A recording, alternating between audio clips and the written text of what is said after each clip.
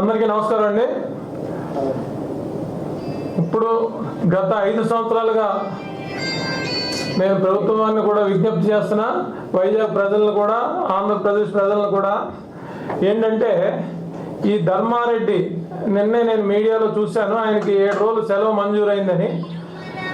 ధర్మారెడ్డి గారు చేసిన అరాచకాలు ఈ 5 సంవత్సరాల్లో ఆయన పొలిటీషియన్ మాదిరిగా ప్రతి విషయంలోని జోక్యం చేసుకుని జగన్ గారికి ఒక లాబీయిస్ట్ లాగా, లైజన్ ఏజెంట్ లాగా ఈ ధర్మారెడ్డి వ్యవహరించారు.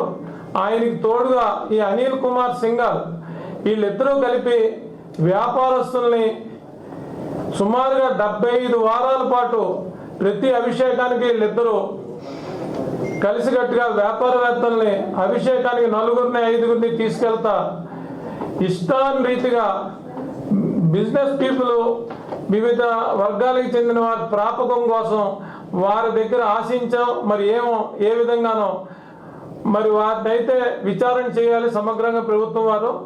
ఎందుకంటే 75 వారాల సీసీ ఫుటేజ్ కానీ ఆ డాక్యుమెంటేషన్ ఎత్తిన అంటే ఒక ధార్మిక సంస్థని అడ్డగోలుగా ఇష్టారీతిన ఈ ధర్మారెడ్డి అనేవాడు కానీ, సింఘాల్ గారు కానీ దీన్ని స్వప్రయోజనాలకి వాడి ఆయన్ని తొందరగా అయితే రిలీవ్ చేయకూడదు. ఎందుకంటే ఆయన సూపరాన్వేషణ కూడా నాకు తెలిసి చాలా దగ్గరలో ఉంది.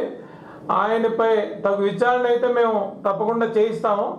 ఈ గోపీనాథ్ రెడ్డికి ఎంత వెళ్ళింది, వీటన్ని మిగతా వాళ్ళకి పేమెంట్లు ఏ టైంలో ఇచ్చారు, ఇతనికి పేమెంట్లు ఎందుకు ముందుగా ఇవ్వాల్సి వచ్చింది, మిగతా పేమెంట్లు ఎందుకు పెండింగ్ పెట్టారు, పెండింగ్ పెట్టిన దానికి సమాధానం ఏంటి, ఇతను ఏం చేశాడని ఇతనికి ముందుగా ఇచ్చారు, ఇవన్నింటి మీద చాలా కూలంకుషంగా విచారణ చేస్తాం. వీరి తాలూకా ఆస్తుల్ని అన్నింటినీ కూడా జప్తు చేయడానికి కూడా వెనకాడే పరిస్థితి ఉండదు. ఎందుకంటే చొక్కా ప్యాంటు వేసుకొచ్చినాడు ఇలాంటి దోపిడీ చేస్తే రేపు రాజ్యాంగం అనే ఇది అపహాస్య పాలైపోద్ది. ఎవరైనా రావచ్చు, ఏ పనైనా చేయొచ్చు, ఎవరైనా దోచుకోవచ్చు.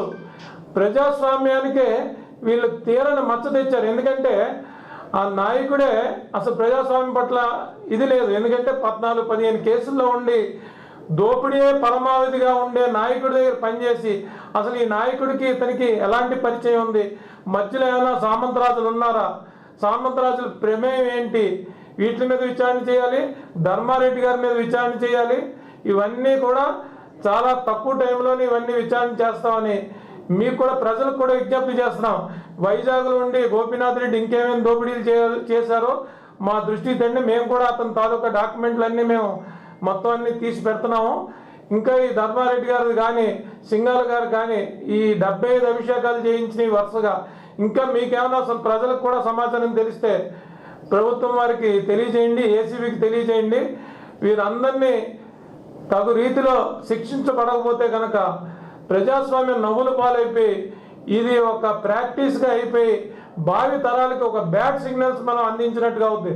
ముఖ్యమంత్రి గారు ఏమో నా కాన్వాయ్ కూడా ఆపొద్దు, సామాన్య ప్రజలతో పాటు నేను ఉంటాను, నాకేం ఎక్కువ కాదు. ఆయన ఈరోజు చూశారు ఒక సమావేశం, లెజిస్లేటర్ పార్టీ సమావేశం అవుతుంటే నాకు పెద్ద కుర్చీ ఎందుకు వేశారు, నేను అందరితో సమానం అని చెప్పి పవన్ కళ్యాణ్ గారు, పురంధేశ్వరి గారు ఏ కుర్చీలో అయితే ఆసీనులు అయ్యారో అదే కుర్చీలో ఆయన కూడా ఆసీనులయ్యి ఆయనకి పెద్దగా వేసిన కుర్చీని తీసి ఆయన తాలూకా సహాయకులకి చెప్పి మరీ మార్చిపించుకుని ఒక రోల్ మోడల్గా పరిపాలిద్దామని ఆయన ఉంటే గతంలో కూడా అలా పరిపాలించిన దాఖలాలు ఉన్నాయి.